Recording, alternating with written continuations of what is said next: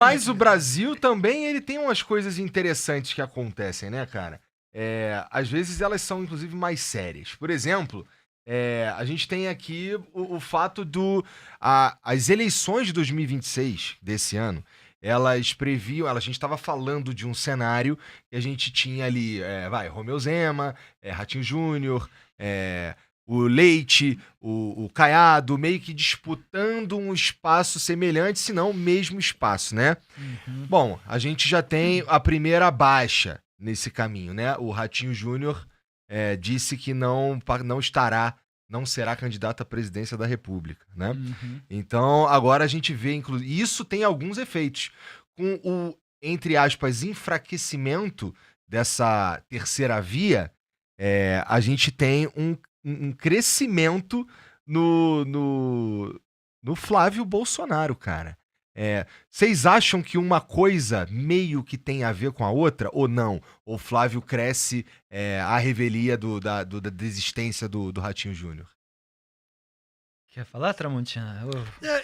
O Ratinho Júnior foi ontem, né? Uhum. Ainda foi ontem, eu acho que as pesquisas não conseguiram pegar nenhum impacto disso. O fato é que o governo federal vem passando por uma situação difícil, porque o governo federal não tem aprovação desde o início do governo. A desaprovação é maior do que a aprovação do atual governo desde o início desta gestão. Mesmo com essa melhorada que teve uma melhorada, não teve? Teve uma melhorada na economia, tem alguns números da economia, mas a população brasileira olha a vida de uma forma diferente com que olha o governo. Uhum. Né? A população brasileira olha o custo de vida, olha Eu tava falando mesmo olha a segurança e olha a reputação. saúde, cara. Uhum. Sabe, você vem falar que a população brasileira está preocupada com a corrupção. Não, a preocupação do brasileiro é outra, né? E aí, Né? Não faz assim, sentido. aí o governo apresentou que projeto Estava lá no período de transição do governo Bolsonaro para o governo Lula, foi criado um grupo que iria apresentar um projeto de segurança pública. Aí fala, mas é governador que cuida da segurança pública, mas e as fronteiras? E o tráfico? E tem um monte de coisas que são de responsabilidade do governo federal. Claro. E o que foi feito? Alguém responde? Aí você vê outra coisa. Eu vi essa semana uma entrevista com um pesquisador que falava, inclusive, da imprensa. Eu acho que, de certa forma, isso tem... eu lembrei também do governo. Né? A imprensa quase não fala de roubo de celular. Isso é uma coisa que aterroriza a população, porque é um bem comprado com dificuldade, especialmente por muita gente que ganha pouco. Uhum. E aí, a qualquer momento, ele perde esse bem que tem para ele uma importância gigantesca. Deixa eu ver o teu bem aqui. O meu bem é veinho. Não. Eu quero essa capa aqui, cara. Tu não tem vergonha de andar com isso aqui, não, cara? Brincadeira, né, Pô, cara? essa capa aqui já tá desatualizada. Explica aí, que eu não sei se o pessoal entendeu. Não, quem tá ouvindo só a gente aí é uma capinha do Palmeiras ali, ó. O Tramontina, ele é um palmeirense... 112 anos. Freguês do agora, meu Flamengo. Para com isso. Vamos mudar de assunto rápido. Olha, Desculpa. esse ano nós estamos mais cascudo e mais forte. Mas voltando no ponto, voltando. De fato, assim, então, o celular caro e tal. Só para terminar, acho que o problema do governo é muito maior do que o Ratinho, ou o PSD, e o Flávio Bolsonaro, eu acho que ele encarna muito mais uma rejeição ao Lula e ao PT. Mais do que tudo isso. De novo? De Porque novo. meio que não Agora foi tem isso. lá o pacote de 22%, né? São Sim. 35 milhões de eleitores e as pesquisas mostram que não querem nenhum e nem outro. Aham. Quer dizer, Isso, nenhum e nem outro eu me entendi. refiro. Uhum. Pode ser um e outro persona, ou pode ser um e outro grupo. Um e outra guerra. As pessoas estão cansadas dessa guerra Uhum. ideológica, essa briga que ou é isso ou é aquilo. Mas isso é É. muito maior do que isso. Falei demais, né? Não, você fala à vontade. A questão é que esse pessoal aí que é colocado no meio, embora exista uma multiplicidade de posicionamentos, é um pessoal, como eu estou dizendo, diversificado. Tem gente que não tem ideologia, tem gente que não é direita ou esquerda, vê conforme a circunstância, prós e contras de determinados candidatos. Tem gente um pouquinho mais à direita, mais independente, um pouquinho mais à esquerda, mais independente. Tem gente que não liga para política e tal, só vai ver na hora ali em quem votar. Tem gente que tem preguiça de votar e fica em casa. E você não tem uma pessoa, não surgiu uma candidatura que mobilizasse essas pessoas, porque elas não são mobilizadas, ao contrário das minorias barulhentas, que são Uhum.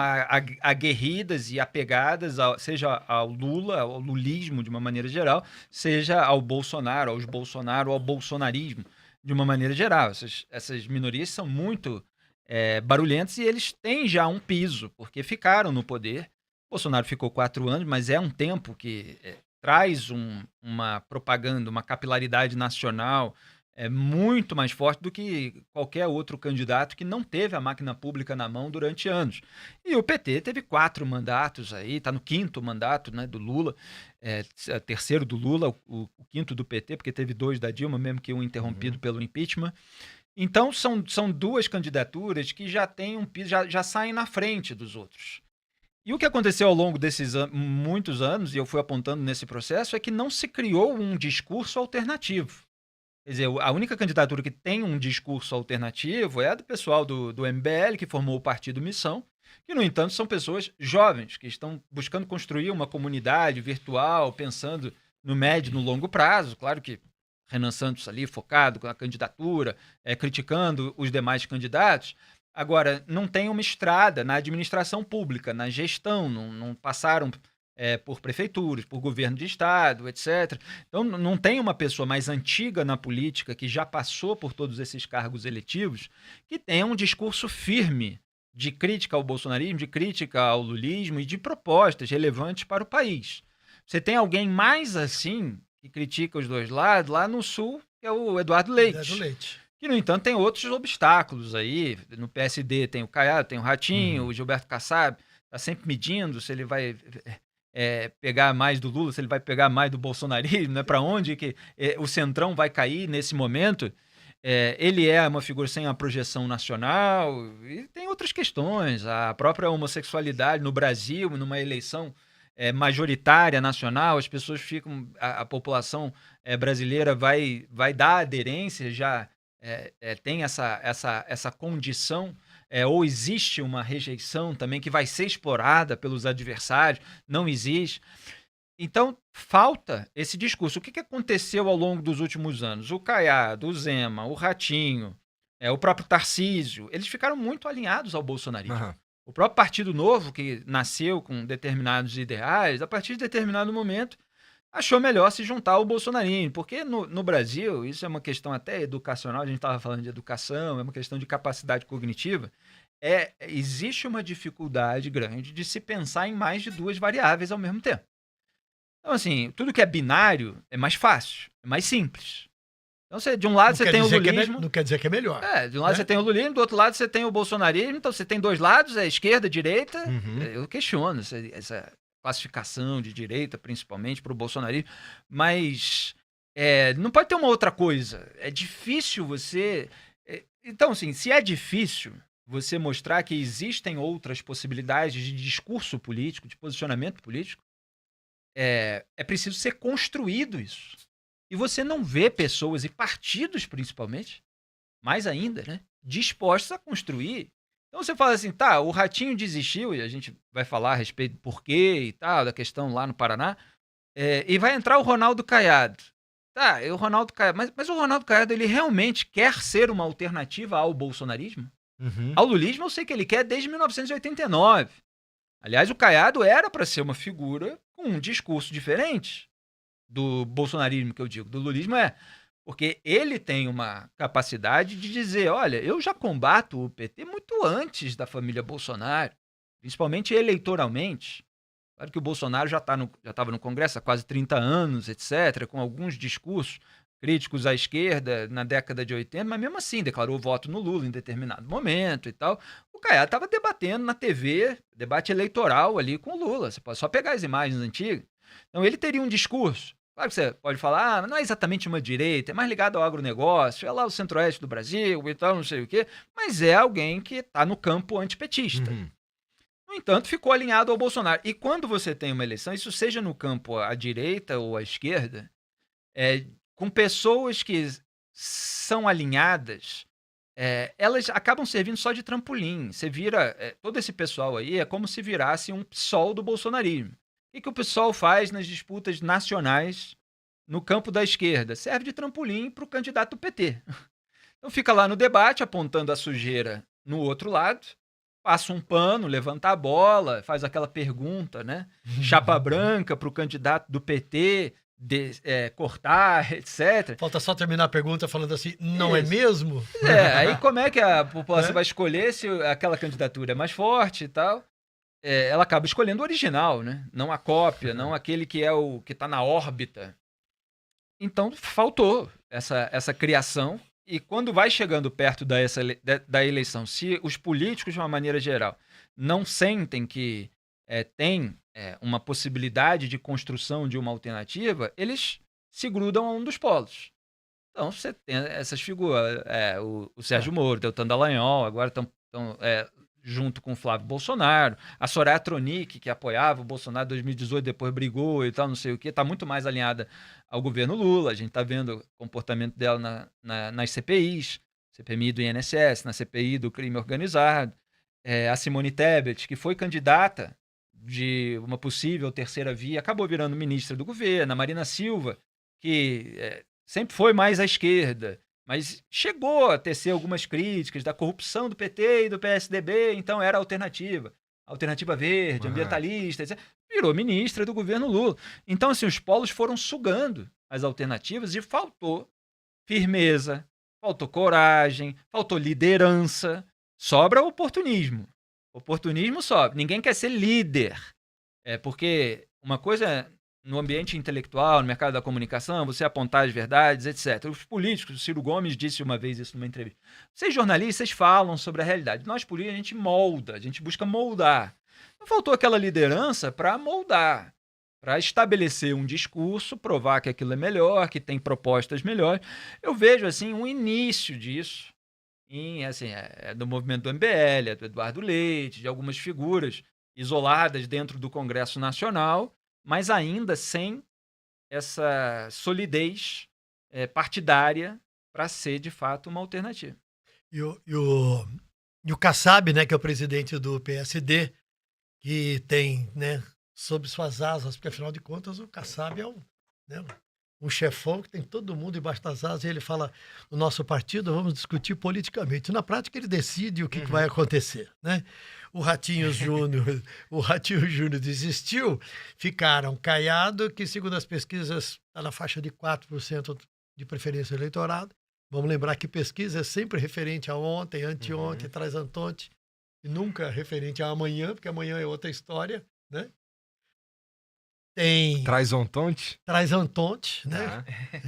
Então você tem o Caiado, que tem muita força em Goiás, ou no Goiás, como dizem alguns, para irritação de outros, né? Em Goiás, ligado ao agro, você estava falando, né, Felipe? Romeu Zema, Minas Gerais. Zema, Minas Gerais, tá, mas tá é do mantendo Novo. A pré-candidatura. Está mantendo a pré-candidatura do Novo, e eu ouvi uma conversa seguinte, ele lutou tanto para viabilizar o Novo, para que ele consiga ultrapassar a cláusula de barreira, que algumas pessoas apostam que ele, mesmo sabendo que as chances seriam mínimas, talvez ele mantenha a candidatura. A ver, né? A ver. Agora... E em que tom, né? E em que tom? E o Kassab tem 3 ministérios. E está no governo Tarcísio, em São Paulo. E o Kassab falou o seguinte hoje, né? Até o final do mês nós vamos decidir o que fazer. Nós não vamos fazer uma prévia, vai ser uma discussão política e resolveremos... O que acontece da maneira resolveremos geral. O que vai fazer nosso partido. Agora, e aí surge uma grande dúvida, né? O que é que acontece se o Kassab, diante da sua... né? Kassab é uma fera política. Raposa. E se ele botar alguém do PSD como vice da candidatura Flávio Bolsonaro? Aí fica sem nenhuma alternativa, a não ser, eventualmente, Romeu Zema.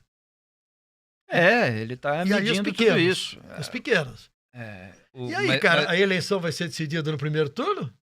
Mas eu acho que ele estava contando com o Ratinho Júnior mesmo, né? É que houve uma articulação, e do ponto de vista eleitoral bem sucedida, do bolsonarismo ali, por intermédio do Rogério Marinho, senador, que é aliado de Bolsonaro, defende muito, inclusive, lá na CPMI do INSS, e outras pessoas, de avisar para o Ratinho Júnior, olha, você não desistir da candidatura presidencial, a gente vai apoiar o Moro lá no Paraná. E o que acontece? O Sérgio Moro é o líder das pesquisas para o governo do Estado. Estado governado pelo Ratinho Júnior, que quer fazer o seu sucessor não sendo o Sérgio Moro. Então, os Bolsonaro estavam preocupados com uma candidatura do Ratinho Júnior porque o Flávio Bolsonaro, a candidatura dele, a equipe dele, o partido, entenderam que Jair Bolsonaro governou para a bolha e perdeu. Isso eu apontei lá no início do governo Bolsonaro. Olha, vai voltar para o gueto virtual de onde saiu. Não aproveitou a confluência de fatores que foi a eleição de 2018, com crise econômica do governo Dilma, com corrupção investigada pela Lava Jato, etc. E foi governar para o gueto. Aí perdeu 2022. Não querem repetir. Então o Flávio está fazendo um discurso de moderação, um discurso de caminho para o centro. Se você bota ali um candidato com uma cara de centro, de moderado e tal, você bota uma barreira ali para esse movimento do Flávio. Ele fica mais restrito a esse campo que se bolsonarizou. Então eles queriam remover essa barreira. E conseguiram por meio dessa articulação com o Sérgio Moro. Cara, tô vendo ali que ele é o líder das pesquisas, que o Ratinho quer fazer o seu sucessor, vou apoiar o cara lá, porque se eu apoio o cara lá, o Ratinho vai ter que se preocupar com o seu estado e aí não vai poder ficar na disputa presidencial. E foi o que aconteceu. Porque se ele se candidata e a chance não é grande, né, tá em terceiro aí, com o Lula e o Flávio bem na frente, ele poderia ficar sem a eleição nacional e sem a sucessão estadual. Aí perde a base. Não quer dizer que não vai ficar, tá? Ele tá correndo esse risco de qualquer jeito. Mas houve essa articulação. E de quebra, o Flávio Bolsonaro ganhou o verniz que a figura, a imagem do Sérgio Moro projeta de combate à corrupção, que não condiz com a atitude do Flávio Bolsonaro. Nós fizemos um monte de programas aqui a respeito disso.